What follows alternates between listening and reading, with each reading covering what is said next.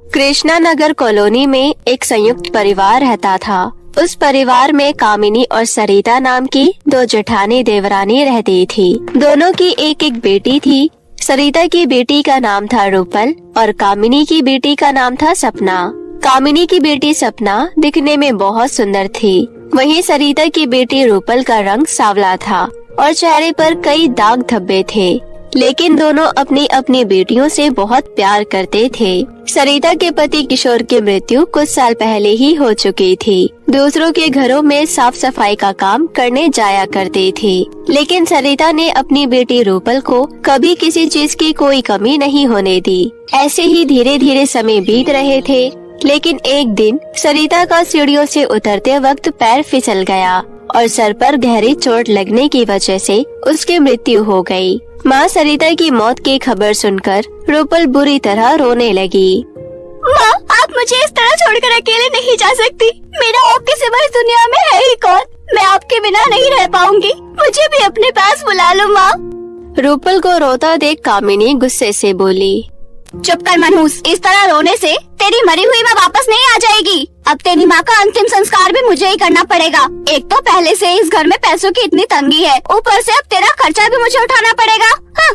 ये कहते हुए कामिनी रूपल को कोसने लगी। फिर अंतिम संस्कार हो जाने के बाद रूपल घर आकर अपनी माँ को याद कर फूट फूट कर रोने लगी। वहीं दूसरी ओर कामिनी ने अपना असली रंग दिखाना शुरू कर दिया। अब कब तक अपनी मरी हुई माँ का मातम मनाती रहेगी? जा रसोई में जाकर झूठे बर्तन साफ कर, सुबह से गंदे पड़े हुए हैं और घर की साफ सफाई भी करनी है। पर ताई जी, मैं तो अभी बहुत छोटी हूँ, मुझे घर का काम करना बिल्कुल भी नहीं आता। आप मुझे कुछ और काम दे दीजिए। खाना खाने के समय तो 4 जनों का खाना अकेले खा जाती है, काम चोर कहीं की। चुपचाप जाकर घर का सारा काम कर, समझी? ज्यादा जुबान चलाएगी तो तुझे धक्के मारकर इस घर से बाहर निकाल दूंगी।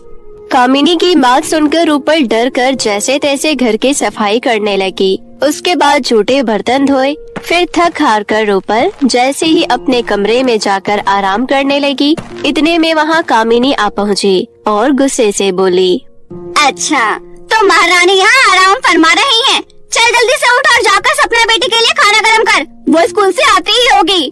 ताई जी, मैं भी कल से स्कूल जाऊंगी। एक हफ्ते से मैं स्कूल नहीं गई।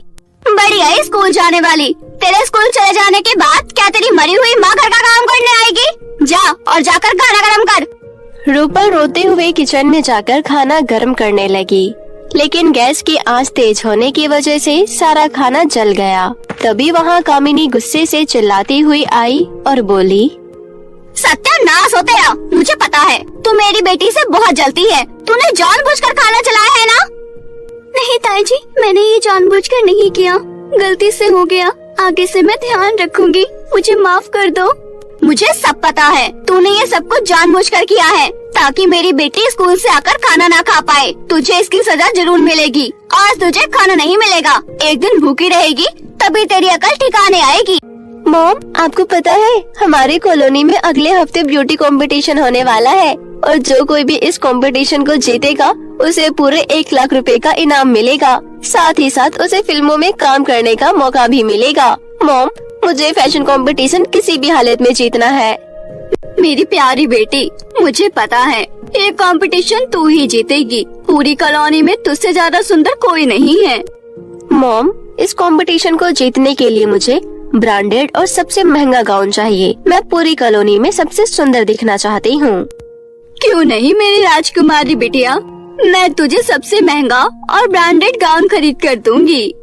दूर खड़ी रूपल उन दोनों की बातें सुन रही थी। ब्यूटी कंपटीशन की बात सुनकर रूपल से रहा नहीं गया और वो कामिनी से बोली, ताई जी, मैं भी ब्यूटी कॉन्टेस्ट में हिस्सा लेना चाहती हूँ। क्या आप मुझे सस्ता सा गाउन दिला देंगी? शक्ल देखी तूने कभी आईने में अपनी? मनहूस कहीं की। तू अपना ये मनहूस चेहरा लेकर कंपटीशन में अगर जाएगी तो मेरी बेटी कंपटीशन कभी नहीं जीत पाएगी। इसलिए उस दिन तू घर से बाहर कदम नहीं रखेगी, समझी? कामिनी की कड़वी बातें सुनकर रूपल दुखी होकर अपने कमरे में चली गई और मन ही मन सोचने लगी, क्यों ना मैं अपने हाथों से ही एक गाउन सिल लूं। बक्से में माँ की गुलाबी साड़ी रखी है, उसी साड़ी से मैं अपने लिए गाउन तैयार करूँगी। ऐसा सोचकर रूपल ने माँ की पुरानी सिलाई मशीन से दिन रात एक कर अपने लिए बहुत ही सुंदर गाउन सिलकर तैयार कर लिया।